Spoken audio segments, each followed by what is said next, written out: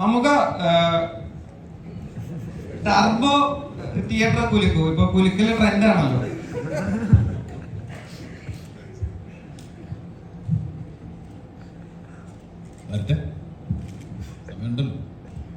രാഹുലേട്ടന് face ചെയ്തേക്കുന്ന അല്ലെങ്കിൽ challenging ആയിട്ടുള്ള ഒരു കുറച്ച് കാര്യങ്ങൾ എന്തായിരിക്കും ബ്രഹ്മയുഗത്തില്?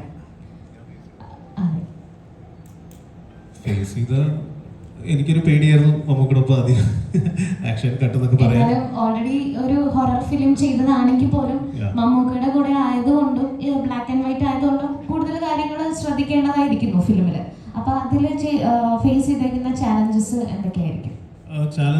ചാലഞ്ചസ് ഉണ്ടാവും, എല്ലാ ഫിലിമിലും ചാലഞ്ചസ് ഉണ്ടാവും. But as long as you have A very good team, technical support, production house and actors was very supportive. നമ്മളത് അറിയില്ല ആക്ച്വലി. ഓരോ ദിവസം കഴിഞ്ഞ് പോകുന്നത് നമുക്കറിയില്ല. എല്ലാ ദിവസവും നെക്സ്റ്റ് ഡേ എന്താണ് ഷോട്ട് എടുക്കാനുള്ളതെന്നുള്ള എക്സൈറ്റ്മെൻറ്റിലാണ് ഞാനിങ്ങനെ രാത്രി ഓരോ ദിവസവും ഇരിക്കാറില്ല. അപ്പോൾ നാളെ നമുക്ക് ഇത് ചെയ്യും, ഈ സീൻ ചെയ്യും എന്നുള്ള സെയിം വിത്ത് എവരിബഡി. ഞങ്ങളെല്ലാവരും എക്സൈറ്റ്മെൻറ്റിലാണ് ഇരുന്നിട്ടുള്ളത്. So the whole process is challenging.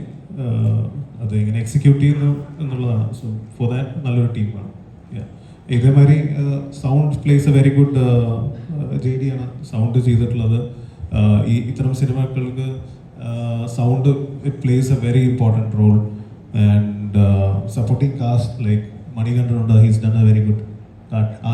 My editor Shafeeq is done an amazing job. And ഇതിൽ പാട്ട് എഴുതിയിരിക്കുന്നത് മൈ 2 ADs ആണ്. പൂമണി മാളിക എന്ന് പറഞ്ഞ പാട്ട് അമ്മു മറിയ അലക്സ് എന്ന് പറഞ്ഞ പെൺകുട്ടിയാണ് എഴുതിയിരിക്കുന്നത്. ആൻഡ് നമ്മുടെ എല്ലാവരുടെയും ഫേവറേറ്റായ ഗിരീഷ് പുത്തഞ്ചേരി സാറിൻ്റെ മകൻ ദിന്നാഥ് പുത്തഞ്ചേരിയാണ് 3 പാട്ട് എഴുതിയിരിക്കുന്നത്. So it's a very collective എഫേർട്ടാണ്. സോ അങ്ങനെയാണ് ഒരു പ്രൊജക്റ്റ് അതിന് സ്ട്രെങ്ത് വരുന്നത്. It's only female character in film. So ചോദ്യങ്ങൾ എന്തെങ്കിലും ഉണ്ടെങ്കിൽ ചോദിക്കാം. അവരുടെ ഇപ്പോൾ ഇതൊരു ഒരുപാട് നൂറ്റാണ്ടുകൾക്ക് മുമ്പുള്ള ഒരു കഥാപരിസരമാണ് ഇവിടെ. ഇപ്പോൾ നമ്മൾ സാധാരണ ഉപയോഗിക്കുന്ന ബോഡി ലാംഗ്വേജോ അല്ലെങ്കിൽ ഇംപ്രവൈസ് ചെയ്യുമ്പോൾ നമ്മൾ ഇപ്പോൾ ഉപയോഗിക്കുന്ന വാക്കുകളോ ഒന്നും ഡയലോഗുകളോ ഒന്നും അങ്ങനെ ഉപയോഗിക്കാൻ പറ്റിയെന്ന് വരില്ല. ഡയലോഗ് ഉണ്ടോ എന്ന് എനിക്കറിയില്ല. അപ്പോൾ ഇത് എത്രത്തോളം നമ്മൾ സ്വയം നമ്മളെ റെസ്ട്രിക്ട് ചെയ്തിട്ടോ അല്ലെങ്കിൽ ആ പെർഫോമൻസിൽ നമ്മൾക്ക് ഉണ്ടാവുന്ന വ്യത്യാസം എത്രത്തോളം ഉണ്ടായിരുന്നു പ്രമേയത്തിൽ? ഇത് ഒരു സങ്കല്പത്തിലുള്ള ഒരു കഥാപാത്രമാണല്ലോ. അപ്പോൾ അത് ചെയ്യാന്ന് പറഞ്ഞു കഴിഞ്ഞാൽ നമ്മുടെ ഒരു ഇമാജിനേഷൻ പോലെയാണ്. അപ്പം അറിയില്ല, അങ്ങനെ ഒരു ഒന്നും പറയാൻ പറ്റില്ല. അതാണ് അതിനെക്കുറിച്ചൊന്നും പറയാൻ പറ്റില്ല. കണ്ടു നോക്കി 2 ദിവസം കഴിഞ്ഞിട്ട് എന്നിട്ട് പറയാം.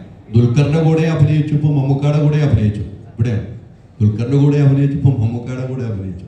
എങ്ങനെ ഉണ്ടായിരുന്നു രണ്ടുപേരും? ദുൽഖറിന്റെ കൂടെയാണ് എൻ്റെ ഫസ്റ്റ് സീൻ ഷൂട്ട് ചെയ്തത്.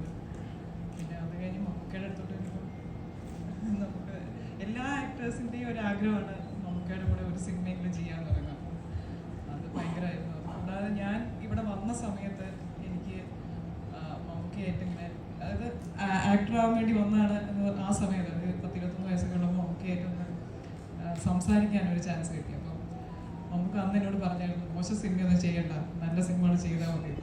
ഇത്രയും വർഷം കഴിഞ്ഞിട്ട് മമ്മൂക്കയുടെ കൂടെ നല്ലൊരു ഇതുപോലത്തെ ഒരു സിനിമ ചെയ്യാൻ പറ്റുക എന്നൊക്കെ പറഞ്ഞു കഴിഞ്ഞാൽ ഭയങ്കര ഭാഗ്യമാണ്. എപ്പോഴും ശ്രദ്ധിക്കപ്പെട്ടുള്ള ക്യാരക്ടേഴ്സ് എന്ന് പറയുന്നത് ഈ ഹൈപ്പർ ആയിട്ടുള്ള ക്യാരക്ടേഴ്സ് ആണല്ലോ പ്രേക്ഷകർ കൂടുതലും ശ്രദ്ധിക്കപ്പെടുന്നത്. ഇപ്പൊ പ്രമേയത്തിൽ വരാൻ നേരത്ത് ഒരു ബ്ലാക്ക് ആൻഡ് വൈറ്റ് ചിത്രത്തില് എത്തരത്തിലായിരുന്നു ഒരു പ്രസന്റേഷൻ?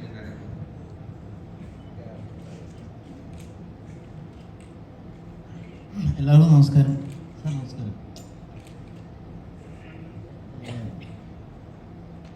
ഇതിനെക്കുറിച്ച് കൂടുതൽ പറയാൻ അറിയില്ല.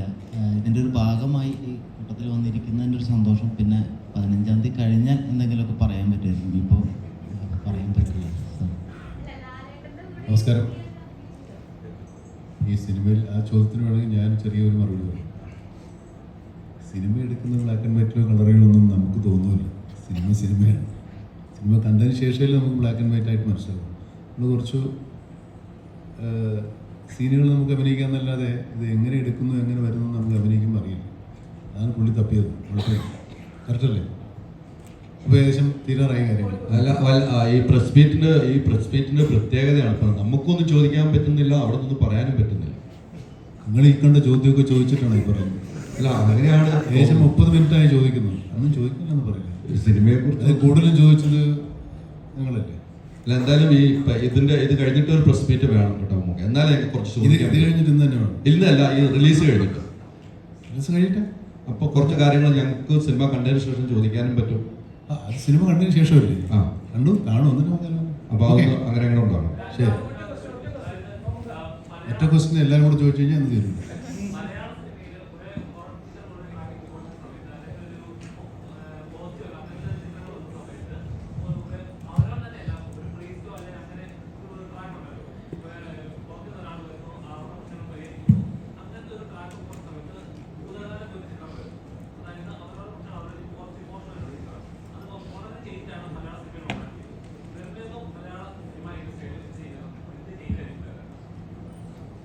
ഒരു എക്സ്പീരിയൻസ് ആയിരിക്കും. ഇപ്പം മുമ്പ് പറഞ്ഞ മാതിരി ഒന്ന് കണ്ടു നോക്ക്, ഒന്ന് ടിക്കറ്റ് എടുത്ത് നോക്ക് എന്ന് പറയുന്നത് ഒരു എക്സ്പീരിയൻസ് നിങ്ങൾക്ക് ഞങ്ങൾക്ക് എല്ലാവരും കൂടെ ഓഫർ ചെയ്യാൻ പറ്റും എന്നുള്ളതാണ്. അത് ജസ്റ്റ് നിങ്ങളെല്ലാവരും ഒന്ന് സപ്പോർട്ട് ചെയ്ത് കണ്ടാൽ നമുക്കറിയാം.